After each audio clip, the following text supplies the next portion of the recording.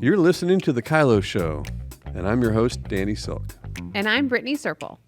The KYLO Show is a podcast where we talk about how to keep your love on no matter what, and why whole healthy families are going to save the world. And it starts right now. Hello and welcome to The KYLO Show.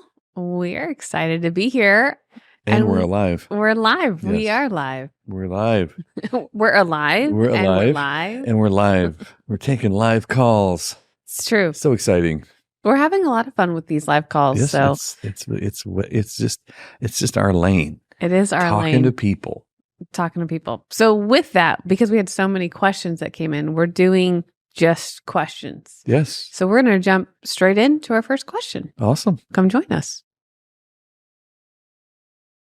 Hi, Vera. Are you there? Yes, I'm here. Oh, so good to meet you. Thank you so much for joining us on the KYLO Show. Thank you for having me. Oh, it's awesome. Well, we're excited to help answer your question. So let's dive right into it. What is your question and how can we help you? Yeah, so my question would be how I should proceed, like how I should go on with my husband who don't want to live with me anymore. Like since 2 years, he's on and off. And right now we are in the state that he's with our son 3.5 days and I'm with our son. And he got some issues like me too. But yeah, how should I, like, if I stay on this path, we probably going to end up in a divorce if I continue his path. But how can I like stay mentally healthy in this situation and not like breaking all the connections with him?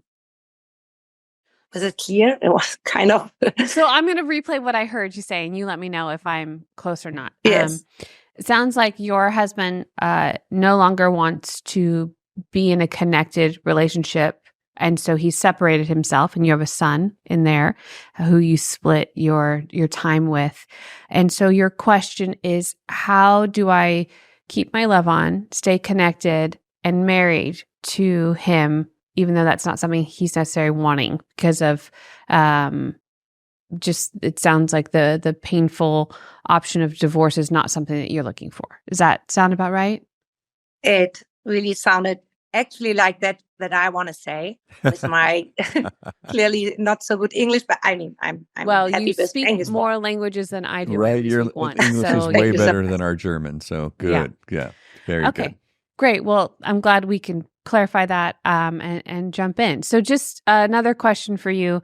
He doesn't sound like he wants to be married. Does that feel accurate? Yeah, we've been married since 2010, and after we got our son in 2019, he's 5 now. It got a little bit complicated, and then we moved away from the town where we lived at this moment when our son was 5 years old, and I was 42, so I was really kind of struggling with the sleep deprivation and all this stuff. And moving into another city, and then all of a sudden this starts rolling, and he didn't feel like he couldn't be the father. And so I did a lot of counseling. I understood that I was a lot of like, my protection was to be perfectionist and not do any faults and controlling. So I tried to do that, and I did a lot of mistakes, clearly, like by really controlling because I didn't like really felt safe in this situation. And then in 2022, he moved out the first time without our son 5 times a week in the caravan nearby. And after that time, he came back. We had a good holiday and we said, okay, cool, let's stay together and pray until March. So the holidays were in January. And then we see where God will guide us. And then in February, he told us he can't stand it. He can't sleep. He's like, has all his issues and he wants to move out again without even talking to me. So then he moved out again, but he took our son the half of the week with him. And I'm clearly not like, I have to learn to communicate better in needs. And I just went with it. I was like, okay, just do it. And then the last step was in 23. We, I don't know how to say, I quit my apartment. Like he said, he don't want to come back in our apartment. I said, okay, then let's just, I don't want to go in my protection mode. I let go all of my control. I let go the apartment. We moved out, put all of our stuff in a garage, went to a counseling. This didn't end well. And then he didn't want to move back with me after that. Gotcha. So that's since January, we are in 2 apartments, and that's where we are at right now. And I don't know, like, he don't seem like he really want to be married. Yeah. Oh man, that sounds really hard. And I'm really sorry. It is. I'm really sorry. Because I think what I'm hearing is your heart is longing for connection and for marriage, and his isn't, which puts you in a really difficult spot because you can't control other people, and you can't, force him, regardless of all the work it sounds like you've done, going to counseling, working on things, following our show and my dad's books. It sounds like you're really doing the work of how do I do this well, but you have someone that doesn't want to work with you on it. That's what it sounds like you're at, which makes this difficult to feel like you're very powerful in the situation, which I bet you feel pretty powerless. Yeah, I mean, I worked with your husband a couple of sessions, which helped me really to understood that I did set boundaries, but I didn't really follow through. Like he could talk to me, and I know that he's just in a protection mode, and his protection mode is that if he won't get the praise and all this stuff, affection from me, and from other people, he is a bit of a narcissist kind of protection mode. He's not a narcissist at all. He loves Jesus. He loves God. I don't know how he's like can continue this stuff, but I don't know if I follow his protection mode and we stay in that, then we will go into a divorce. And I would want to stay to my commitment, to my word I gave him in front of God, but I don't want to go insane, Yeah. Sure. Well, the thing I want to add here is that both of you need to feel something going forward, and you need to be very clear about that. So, do you know what it is that you need to feel going forward? I need to like a commitment from him. Like, if you had a commitment, if you had a commitment from him, how would you feel?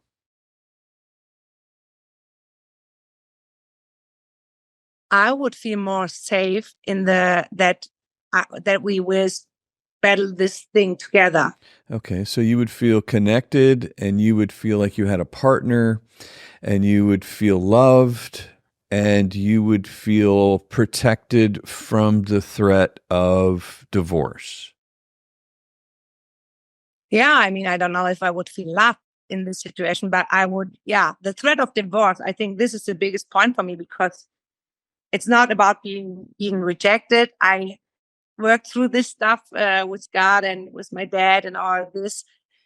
I could do a great life alone because I know Jesus with me.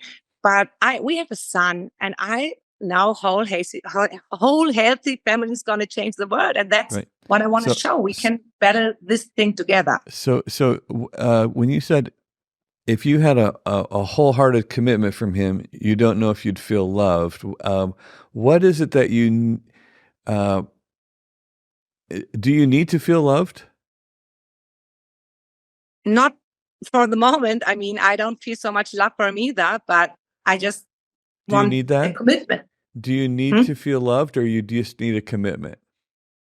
For the moment, I would be happy with a commitment. Okay.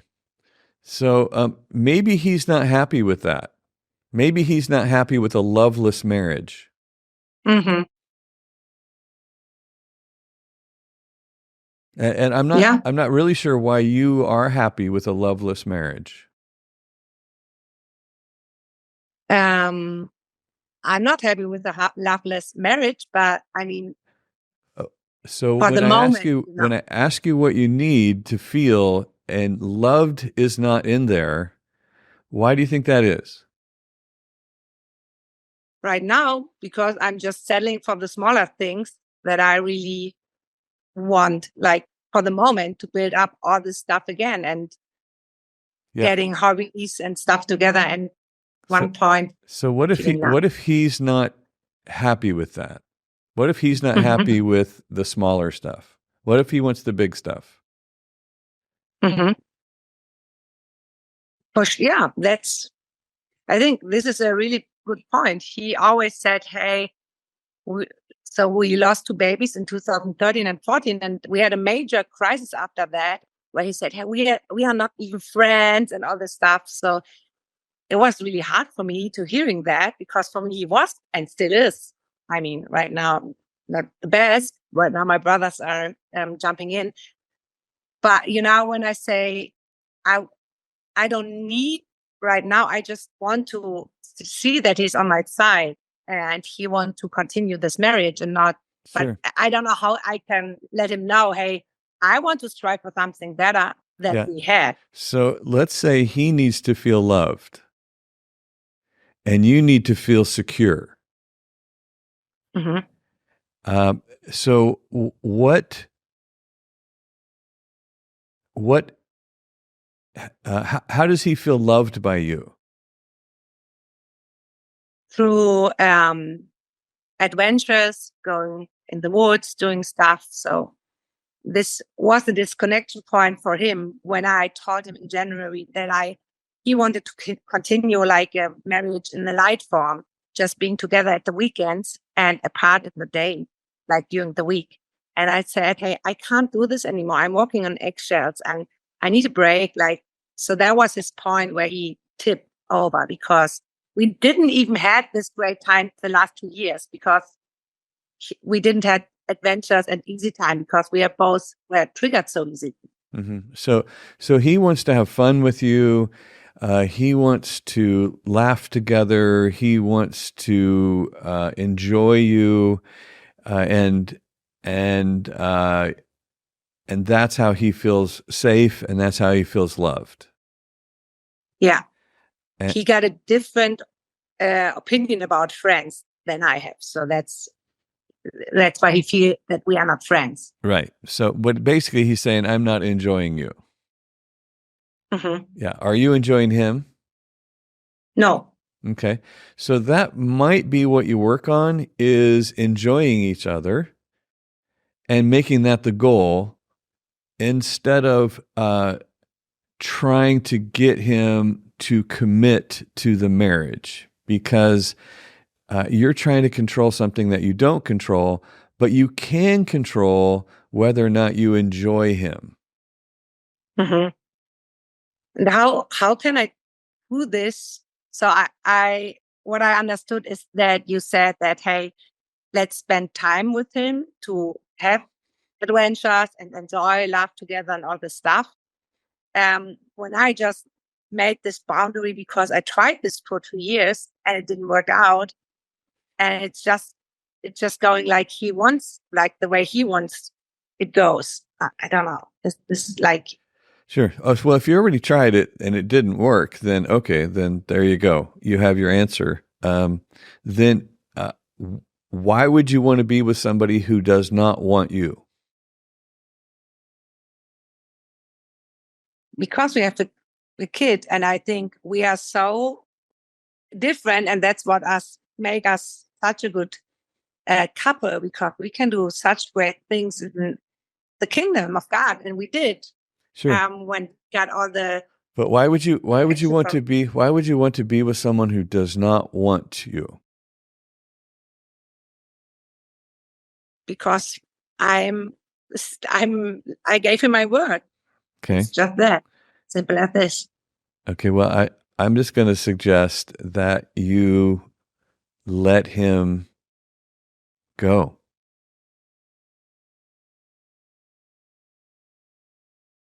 And you figure out what you're going to do with you. Because I think a bunch of this is really connected to, what am I going to do without him? Yeah, the biggest part is our son. I think I now without him, I would be clearly easy. I mean, I can do, I can do my life without him, but it's just about my son and the stuff that I really want for him.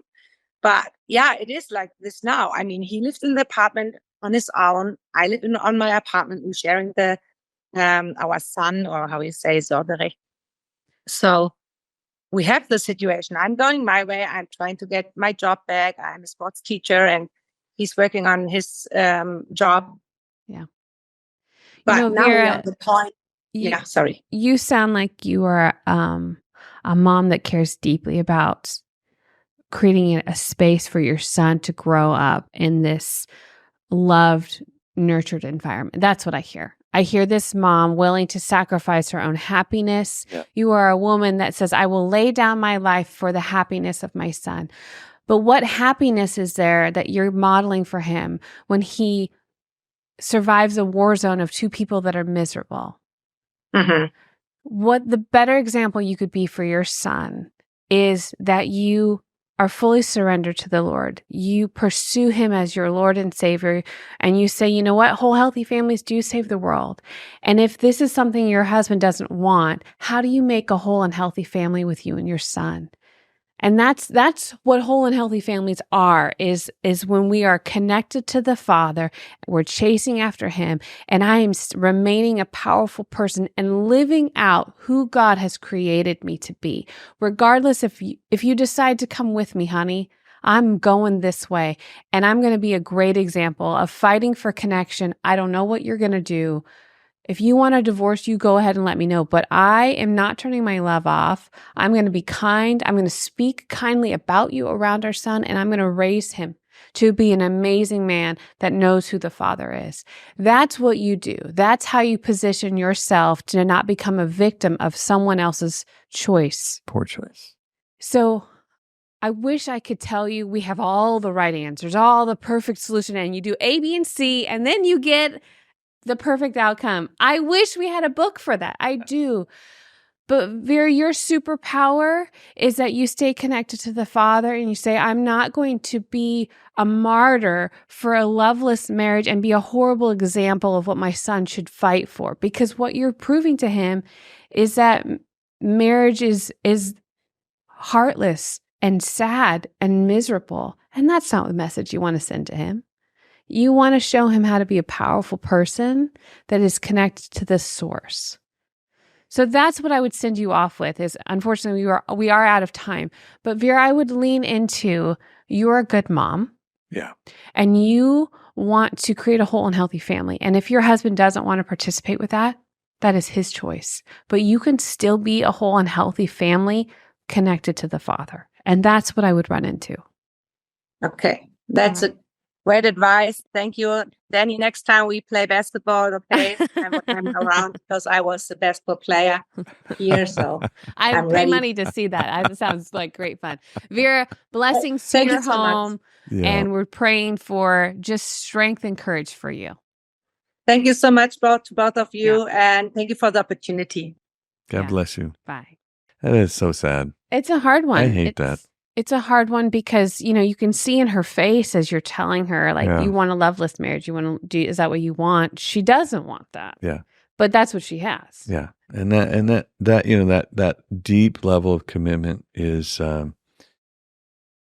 it keeps you, I mean, that's your mom and I, we came through numerous times where we are just buckled down to, for the kids. A deep commitment. Yeah. Well, I don't know that it was for the kids as much as it was, we're not going to give up. We're not going to give up. But it's two people not giving up, and we can't figure this out. And it hurts like crazy to stay connected to you. And I am miserable, but it isn't until I actually move back and say, what am I going to do with me? What am I going to do with me? Because miserable people want to make sure the other person's miserable. Hurting people hurt people. So as long as I live in that mode, then I just keep adding to the problem. So if I back up and say, okay, how am I going to keep my love on? How am I going to be a powerful person? How am I going to choose love over fear? I'm going to KYLO 5. How do I KYLO 5 you? Right. And at the very least, and oftentimes you find yourself in a situation where you can't make this better right now, but you can make it worse. And stop that. Stop making it worse. But if you only have one person in this and they just will not manage themselves, then it is going to come down to how much access am I going to give you with all that in my life? Because you're blaming me, you're punishing me, you're doing all this stuff. I'm like, yeah, I'm not going to do that with you. Yeah. So I understand you're hurting, but I'm not a target for you to hurt. And, she clearly is using our stuff, working on herself, trying to get healthier. And at the core is trying to be a powerful person, but she's giving away her power every single day over and over in search of, I got to create a whole and healthy family. Yeah. And, I was trying to encourage her that whole and healthy is you and your son right now and the Lord. That's your whole and healthy. That's great. Because he's not wanting to participate. And that's the hard part is the two. The two shall become one, right? And the two shall become disconnected and no longer one. They are. And when we say that we're doing this for the kids, there's a line where you are doing it for the kids, and then you cross that line and you're doing it for yourself. Like I'm afraid of something. I'm more afraid than I am miserable, and so I keep us all in a situation. And you pointed out great that, why would you train your child in what a loveless, unenjoyable marriage looks like? Why would we do that? Why would I train you in that? Like, I'm not going to. I'm going to train you in what enjoying each other looks like. And that'll be me and you, son, until we figure something else out. Yeah. That's what we'll do. And that's probably what Dad's got going on too. Dad's probably over there with I enjoy my son and we have a great time. So I enjoy you, but I don't enjoy. Yeah. They have two different goals. Yeah. And until they can have the same goal, it's going to be really hard. For sure. But for sure. It is I have the goal of enjoying this delicious coffee. I tell you what, these guys are doing a good job. If you didn't know, we do have a fun new sponsor, though, for the show, which is your coffee. Yeah. And Pro-Life Coffee Roasters. They've been doing this well. Yes. For almost 20 years. They've been going straight to the source of where good coffee comes from. And but they are on a similar mission that we have, which is they're chasing after whole and healthy families are going to save the world. And pro-life, that's exactly what they stand for. And so they've been a fun new sponsor for the show. And we're excited for what it is that they're doing. And even that they give back to organizations that are pro-life and pro-family, which they've sponsored Loving on Purpose, which, if you want to check them out, it's prolifecoffeeroasters.com/KYLO. If you're interested, they're awesome. Yeah. So, all right. Well, are you ready for tackling our next question? Absolutely. Okay, Let's we go. March right through. Let's do it. Hello, Deanna. How are Hello. Hello, Brittney. Hello, Danny. Hi. Nice to see you. Well, thanks for joining our show. We so appreciate your question and your willingness to jump on here with the live version of our show. It's been fun. Yeah, thank you for having me. Yes. It's a pleasure to speak to you. We heard you have a really great question for us.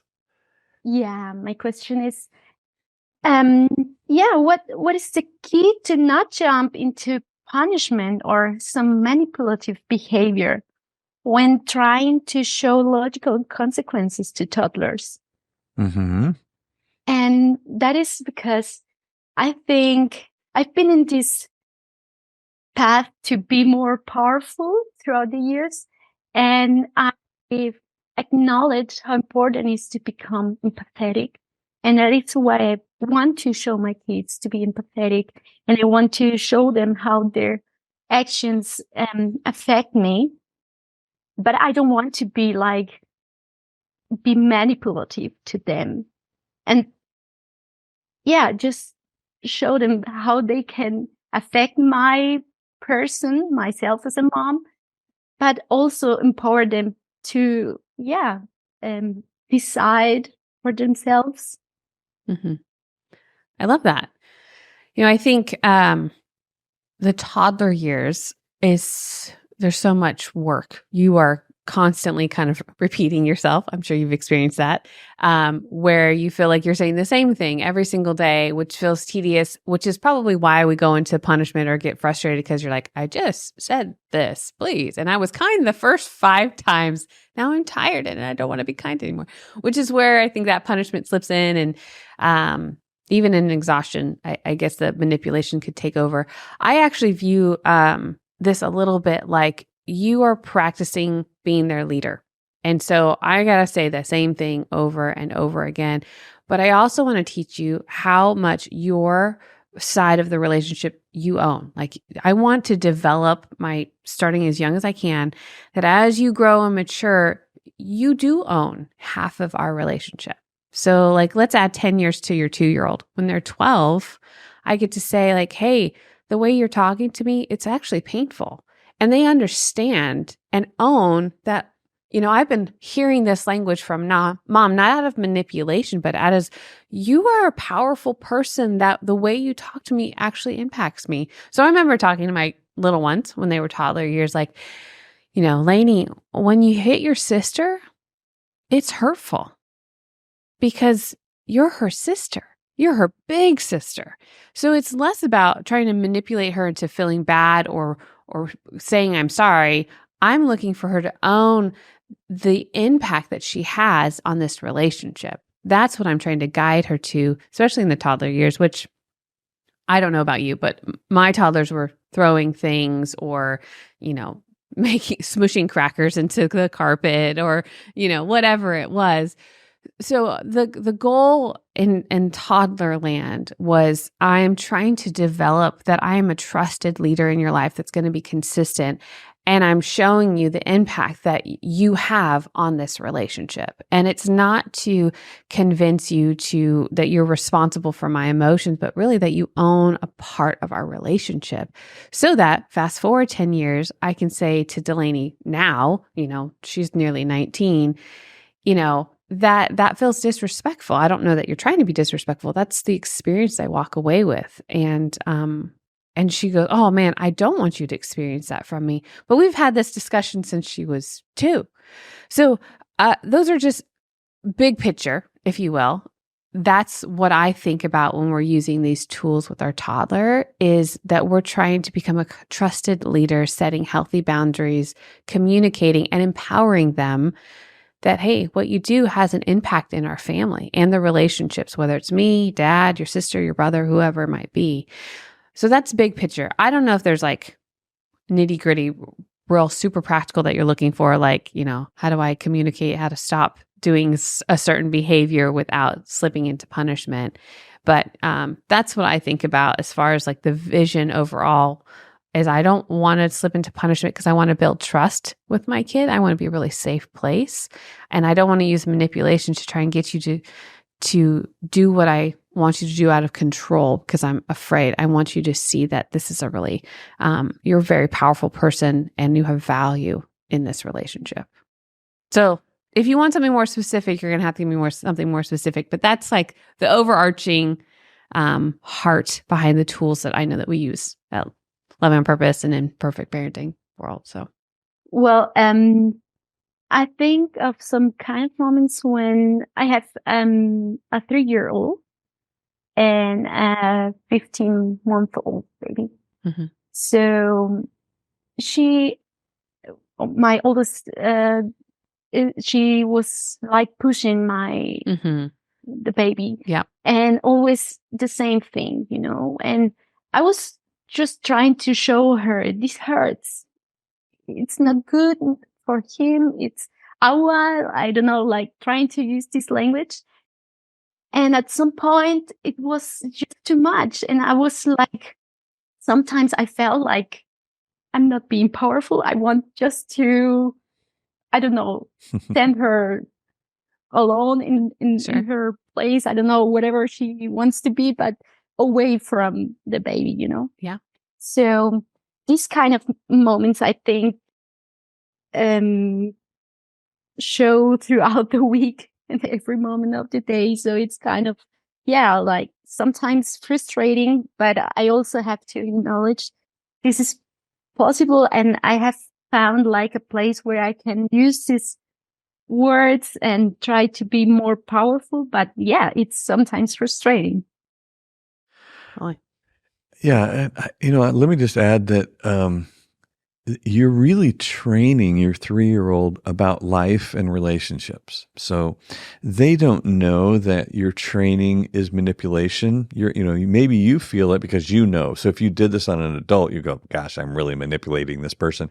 But you're really training this child of what's appropriate, what's not appropriate, what leads to a reward and what leads to a consequence. So as long as you can kind of stay in that mode as teacher trainer, then it won't feel manipulative. It will feel instructive. Like I'm instructing you. So when something like that happens and the 3-year-old pushes the baby down and you're upset, you feel really protective, like boom, dun, dun, dun. Protection mom is here. That is supposed to happen. You're supposed to have all that. So don't think that you're doing something wrong because you feel protective, but step in and go big. Oh no. And all of a sudden the 3-year-old looks at you like, oh no, what is happening right now? It's like if they push over the chair and there's a big bang on the floor and they're scared, like, "Oh, but that chair scared me." Like, nope, that's what happens when you push the chair over. Bang, big noise. So when you push your brother over, oh no, there's a big reaction to that because it's time for you to pay attention, toddler. And then you go, "That's no fun. That's no fun. Nobody here is having any fun when you act like that. Do you want to be fun? Or do you want to go to your room until you are fun?" And they're like, "What are you talking about?" Well, you're going to do this 800 times with this toddler because you're training them to realize that I have two choices. I can be fun to be with, or I can go think it over in my room until I'm ready to be fun to be with. But it's my choice. So your role as mom is to set up that choice. Do you want to be fun? Or do you want to go to your room until you're ready to be fun? Because the only people out here with the family are fun to be with. Does that make sense? Yeah, sure. Yeah. Yeah. Thank you. I think, it's something I've read about and listened about. And I think it's encouraging to know, okay, this has to be a lot of times. Yes. Till they learn how to behave or how to be responsible or how to own their own act. So yeah, I think that's a good point, just to practice and not to quite, maybe. Yeah, it's not quit, I think. Yeah. It is repetition. Mm-hmm. It's like teaching them a language, or teaching them how to pick up their toys, or teaching them anything. It is repetition. Like, how long do we go to school? Oh, goodness sakes, we go to school for a long time. Why? Repetition. We're learning. Mm-hmm. Yeah, and I think the most challenging thing for me is like to become this powerful person. Mm-hmm. And I think like me, all Latino moms are just a little bit louder, maybe. So it's kind of difficult to set this. Well, right now it's really bad. Right now I can be a little bit louder. Yeah. Sure. Yeah. But I think, it's really encouraging just to, set my heart and my person like in a position where I can teach my kid how to act with their siblings or with other people. Yes, you are the teacher. Yeah. You are the teacher, and sometimes you get really excited about, oh no, or yay, get a big yay when they do something that you really want them to keep doing. Yay! Get loud about that too. I will. Well, Deanna, it sounds like you're doing a great job of leaning into being the leader of your home and really taking on the role of teaching your kids this. And I would just encourage you that consistency is key. Yeah. And especially in those toddler years, they make us doubt and question if I'm doing the right thing. But they are, learning. How many times do they have to use a fork incorrectly to finally figure out, oh, how do we use a fork well? It is just all day, every day we're practicing. Or so it's think about all the things that we have patience for, them tying their shoes, getting themselves dressed. We're just teaching them. And we're teaching them the culture in which we want to protect in our home. And so that's what you're doing. So good job. Keep doing it. And thank you so much for listening to the show. And thank you so much for being willing to come on with your question. I'm sure it'll help a lot of other people too. Thank you guys for your time and your answers. All right. Well, we may not see you again, but thank you again so much for joining us, Diana. Thank you for having me. Bye. Bye-bye. Well, Diana sounds like a typical toddler mom. How do I keep doing this? Those people will press you to your limits. You think you're going crazy half the time when these children are they have you on the ropes. They do. They've got your number dialed in. Yeah. And they are like, I dare you to shape me. I just dare you. Bring it on. Yeah. Yeah. And it really does come down to being consistent, 100%. having clear vision of what you're tackling, putting down your own agenda or offense over that this toddler is not going to listen to you. For me, it was understanding my capacity for the day. Because I remember trying to tackle so many different things and not having the capacity, so I'd slip into that punishment. I'm not Latino in any way, but I get loud. So maybe I'd fit into that culture well, but I know it was so much about capacity. If I didn't have a good day, a good measure on me and the Lord, if Ben and I were in tension, it just was mayhem in the house. So trying to tackle every single no fun with full capacity, I just made bigger messes. So sure. And it comes back to that false belief that I can control other human beings. Yeah. If I hang on to that, that is such a killer for me, that I think I can control this human, then you will try.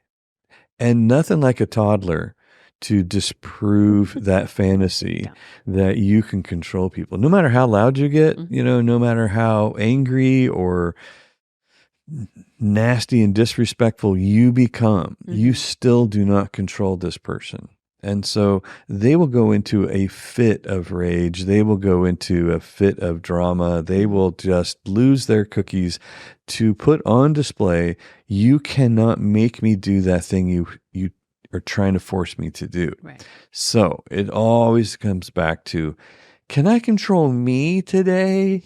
Will I be successful telling me what to do? Can I actually pull this off? I don't know if I can.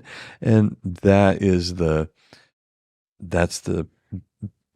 I keep that as the objective, I'm going to control me through this whole interaction with this toddler or teenager, or actually anybody. Yep. Then I have upped my chances of being a successful human today. It's true. That's the goal, is that as parents, we're able to model self-control for our kids so that we can be a great leader in our home and not give in to the tantrum in the middle of the grocery store and freak out and react with them. That's a lot of times is we lose control of ourselves. So we just start reacting with them. And then nobody's in control and we look real messy and crazy. It's hard to tell who's crazy when you're dancing with a crazy person. This is true. Stop it. Just stop. Yeah. I love her desire to be even aware that she's kind of got that punishment element in there. And I think the manipulation thing is it comes up often. And I try and set the stage as you're literally helping define culture, and you're raising future adults. This is a crucial job. And so to lean into it with your ability to be growth-minded and goal-minded and focused and resilient in it. There is a resilience that we need from our parents of, I'm going to get back up again and I'm going to do it again all day long. And I'm not going to take smush graham crackers as an answer. We're going to win and fight the war on culture, goldfish and all. And that's talk about winning. Have you tried this coffee? I have tried this coffee. Is so good. It's really, you love this coffee. I do love this coffee. It's prolifecoffeeroasters.com/KYLO, 15% off, I heard. It's true. It's so good. So if you're looking for really good coffee and really good toddler advice, you should make sure you keep listening to the KYLO Show, because we are full of help. Well, great questions. I love the questions that we had. This is fun. I think that they're super helpful and really relatable to people's life. And hopefully you're walking with a little bit more hope and courage to. We should call this English as a Second Language episode. We could. Because everyone speaks more languages than you and I. I know. We speak one. But I love that we have a global approach and people all over the world who are chasing after whole and healthy families like never before. For sure. And so thank you for listening, all of you all over the planet, and helping us advance the kingdom and chasing after those whole and healthy families. We'll see you next time on The KYLO Show. Thanks for listening. Make sure you go to lovingonpurpose.com and sign up for our emails to stay connected about upcoming episodes and how to ask your questions live. Never miss an episode of The KYLO Show by subscribing to Apple Podcasts, Spotify, or watch us on Loving on Purpose YouTube channel. And don't forget, whole healthy families are going to save the world. See you next time.